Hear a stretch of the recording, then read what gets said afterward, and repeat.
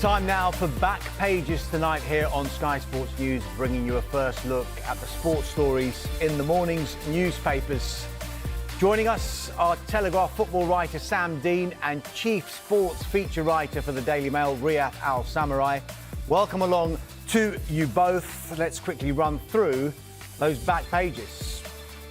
Now, The Sun, they go with the Championship show. As with a lot of other papers, Claret and Leeds seal Prem spot after they were both promoted from the Championship to the Premier League. Nuno Boys Euro boost following that crucial 2-1 win over Tottenham in the Monday Night Football. And Legend slams Fox's shambles. That's more on Jamie Vardy, talking about the miserable season that Leicester City have had in that relegation.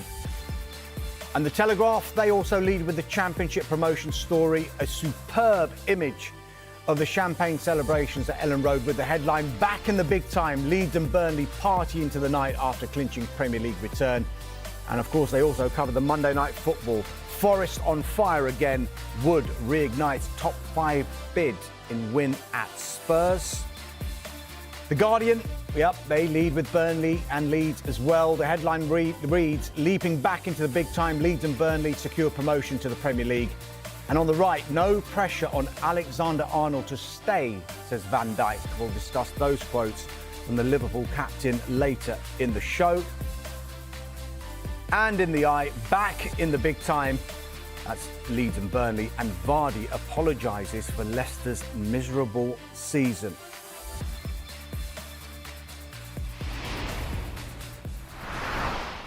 Yeah, so welcome along, Sam and Riyadh. Let's start then with Leeds and Burnley. All of the papers are going with their promotion to the Premier League.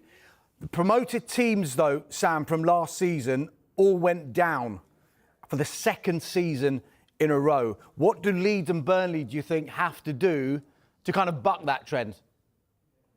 Yeah, it's a really interesting point because that actually hadn't happened since 1998, before last season. And then, as you say, we've now had 2 back-to-back campaigns in a row where the 3 promoted teams have gone straight back down. I think it's a very kind of intriguing element of the Championship and the Premier League divide, which obviously I think most people would agree is becoming bigger and bigger with each passing year. And of course, the financial disparity between the top teams in the Premier League and then the Championship sides is growing too. But I do wonder a bit if what it takes to get up from the Championship isn't the same as what it takes to stay up in the Premier League, if that makes sense. I think you look, for example, at Leicester and Southampton, who came up last season playing very expansive, attractive football.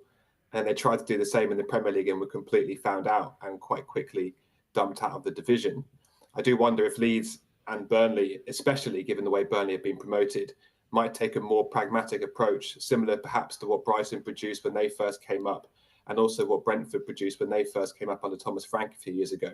That seems to be the blueprint to follow, to come up to the Premier League, be solid, be hard to beat, be strong on set pieces, and kind of forget to a degree the expansive stuff that you've played in the Championship, because that's not going to cut it in the top flight. So I think that'll be interesting to see the dynamics and the approach that these 2 teams take, because obviously, as we know, Burnley's defensive record has been exceptional. And for me, that feels like a stronger base to work from than, say, what Burnley had 2 years ago under Vincent Kompany, when they scored many more goals, but were also far more open. Yeah, Riyadh, Sam makes a good point there, doesn't he? We've seen these 3 teams in Ipswich who are effectively going to go down alongside Leicester and Southampton, trying to do it in the way that they did it in the Championship. Leeds and Burnley will probably have to learn lessons from those teams, won't they?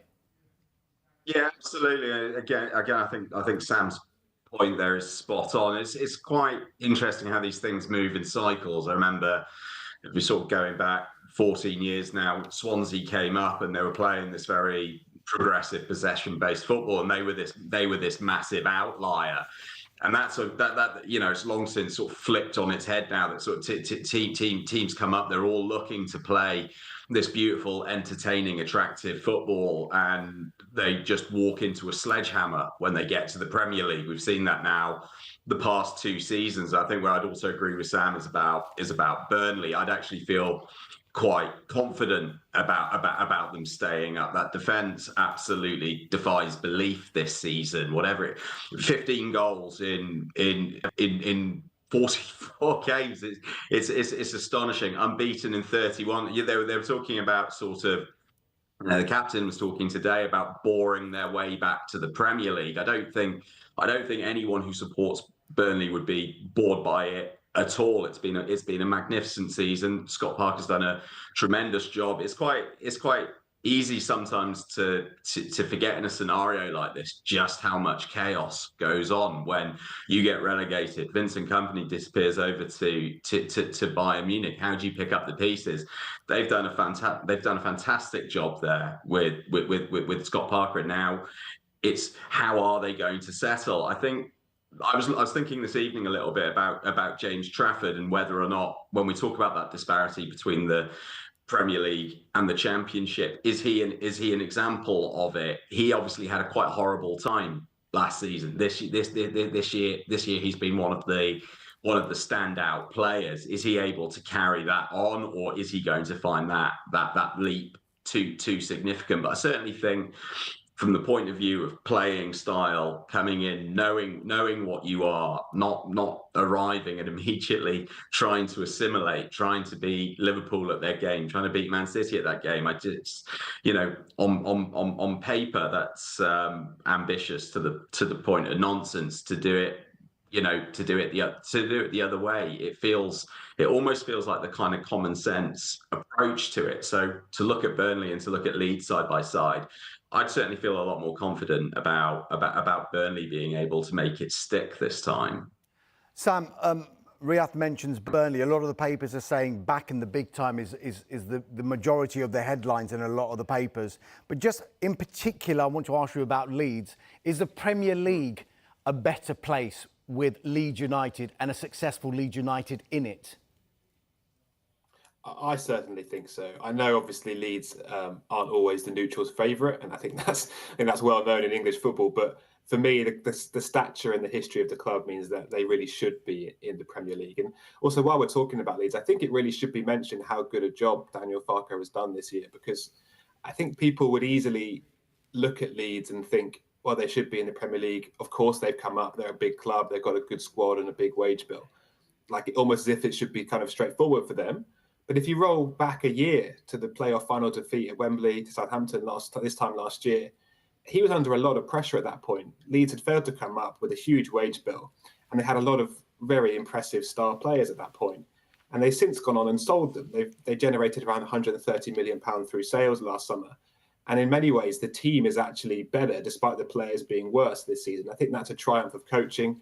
Obviously, he's lost Archie Gray, Crescencio Somerville, Jorginho Rota, three players who really were top level players in the Championship. And they've had to rebuild to a degree under huge pressure, under huge scrutiny. And the fact that Farke has done that for his third Championship promotion, I think is worthy of huge credit. Riyadh, just one final one on the promotion and of Leeds United and Burnley, of course, but there's still one more place, isn't there? But Sheffield United, who have for so long this season fighting at the top and looked like they were going to be the favourites to go up, 4 defeats in their last 5 have really scuppered their chances. Do you fear for them now? Because we always see the team that always finishes third and really goes for it, sometimes they can fall off when it comes to the playoffs.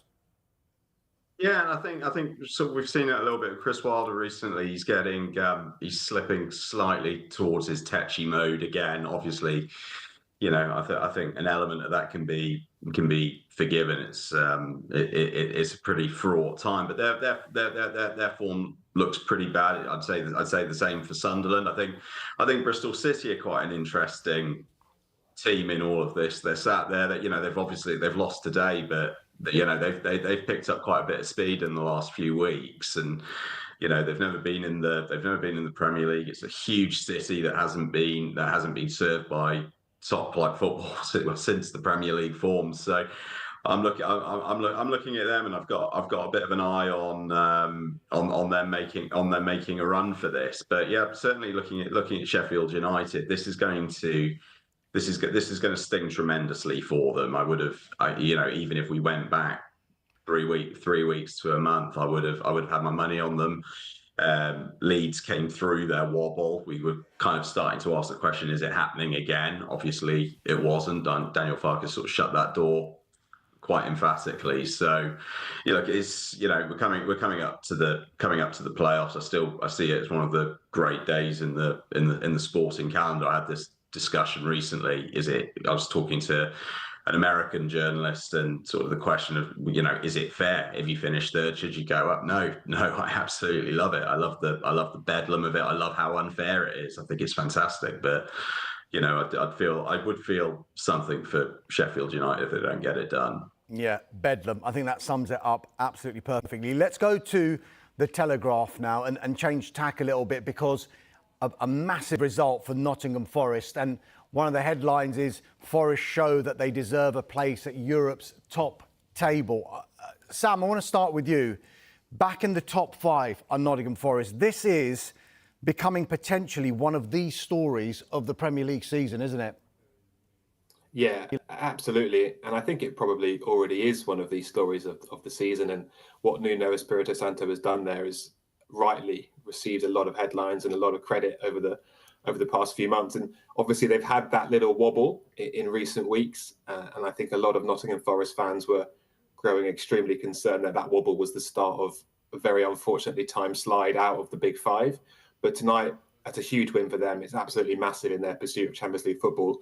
And when you look at the fixtures for the teams competing for those Champions League places, which obviously is by far now the most engaging part of this Premier League season, I think the Forest fixtures look pretty good compared to Chelsea, for example, who have a very difficult run, compared to Newcastle too, who have some tough games, including Chelsea and Arsenal, and also compared to Villa, who have pretty difficult places to go, including City, Bournemouth, who could still be trying to compete for these kind of places too. So you look at it now, and I wonder if Forest are almost through the worst of it in terms of the nerviness and that kind of worrying period that they've been in the last few weeks. And especially now Chris Wood is back and scoring goals and seemingly returning to full fitness too. So yeah, a huge win for Forest and another step towards what I think would be the finest achievement of any team in English football this season. Yeah, good point. Riyadh, Sam made the point there about, this is the most intriguing part of this Premier League season now, because look, the title race is done more or less. Relegation effectively decided. Liverpool clearly are into the Champions League. We expect Arsenal to more or less make it there as well. Who joins them? Yeah, look, I think if we're talking about that, does it boil down to do Forest get into the Champions League or not?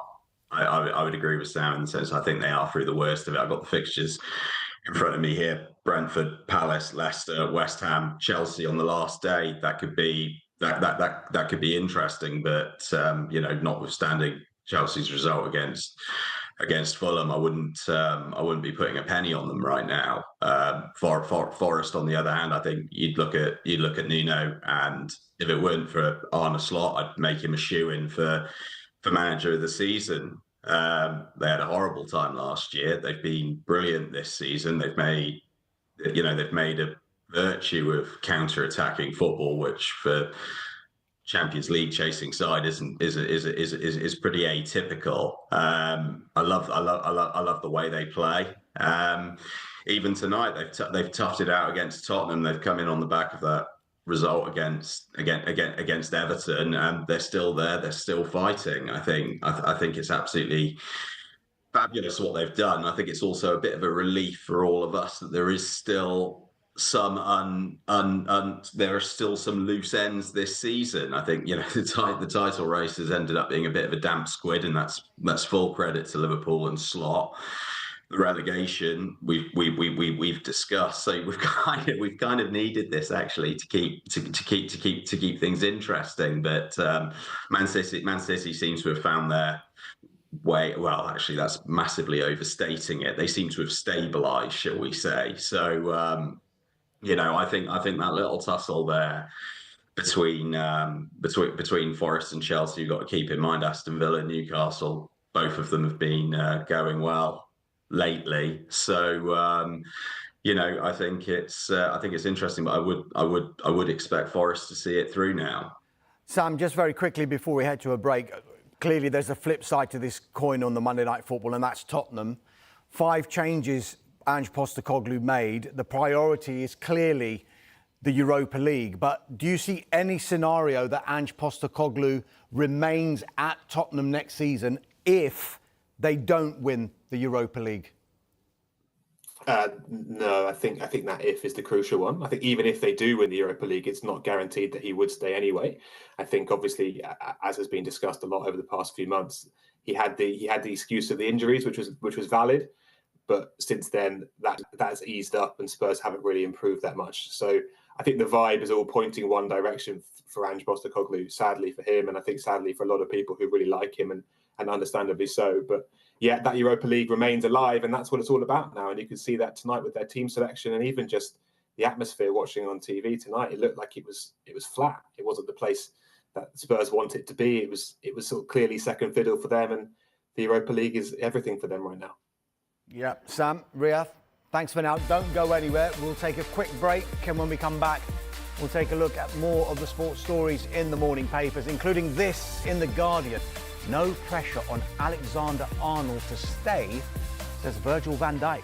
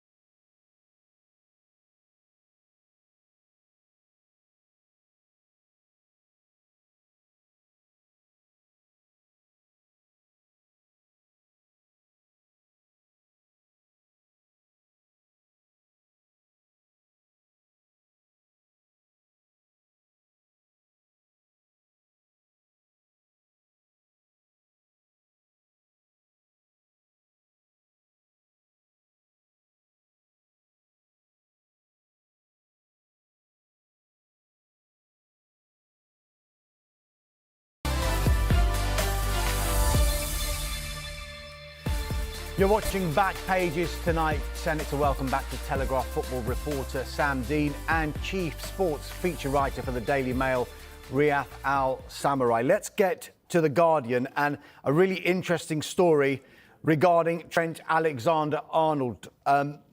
We know he made all the headlines yesterday with that goal against Leicester that puts Liverpool to within 3 points of securing this title. But Virgil van Dijk has been having his say. And Sam, he says there's no pressure on Alexander-Arnold to stay. Is it just like almost paving the way for what we kind of know now, that this is going to end with Trent Alexander-Arnold leaving Liverpool for Real Madrid? It does feel that way. It also feels a little bit from those quotes like Van Dijk's trying to protect Alexander-Arnold to a degree. And I think also we saw that after the final whistle against Leicester yesterday when Van Dijk pushed Alexander-Arnold towards Liverpool fans to say he's still one of ours, he's still one of our own, please celebrate him accordingly. And I think that's what good leadership looks like from Van Dijk's point of view. But for Trent Alexander-Arnold, all the indications appear to be that he's going to Real Madrid. We know that Madrid have been confident for some time about signing him.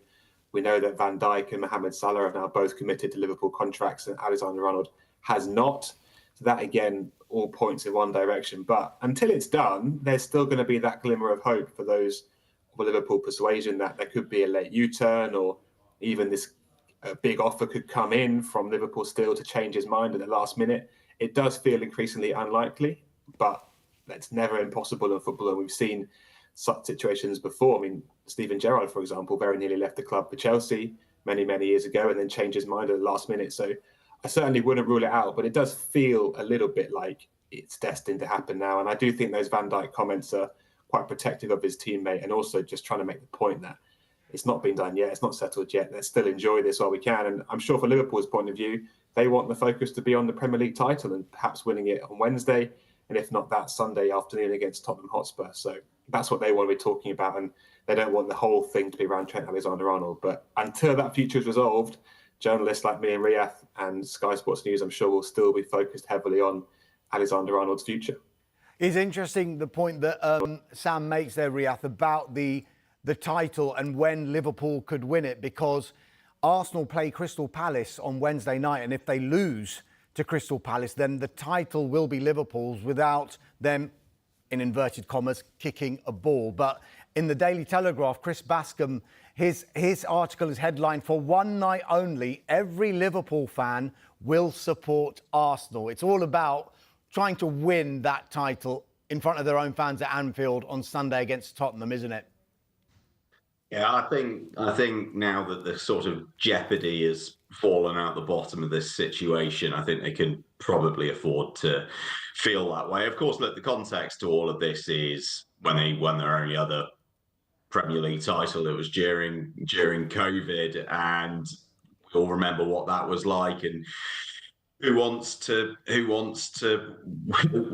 a title in front of an empty stadium? So look, they want it back at Anfield. They want it, I think it's is it Spurs this weekend. So look, the way Tottenham are playing, it feels like a little bit of a sort of 1 foot putt, doesn't it? To win the title, to kind of go to what we were talking about off camera a moment ago, but.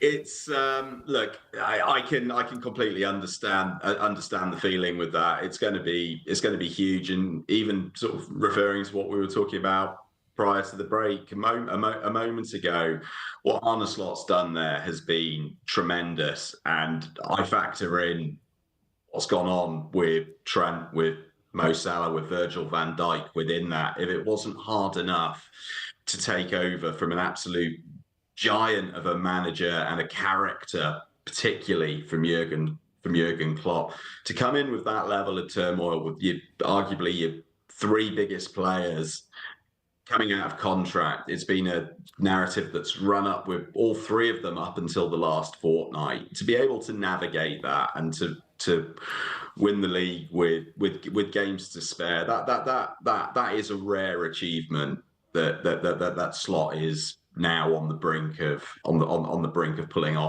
it off. Look, if Arsenal don't win it, if Crystal Palace beat them, I'm sure they will find a way to move on from the fact that they couldn't do it at Anfield. I'm sure they'll manage to sort of arrange their trophy parade as necessary anyway. I can't imagine it being something they lose too much sleep about, but clearly they want to have that Anfield moment, and they've clearly earned it as well. Yeah, feels like when and not if, as far as that title and Liverpool are concerned. Let's look ahead to the summer transfer window, because it looks like it's going to be a really, really busy one. If you go to the Mail, and this is starting to gather a bit of momentum, this story. Manchester United close to Matheus Cunha coup. Sam, this would be quite a big signing for United, and maybe a statement signing for them as well.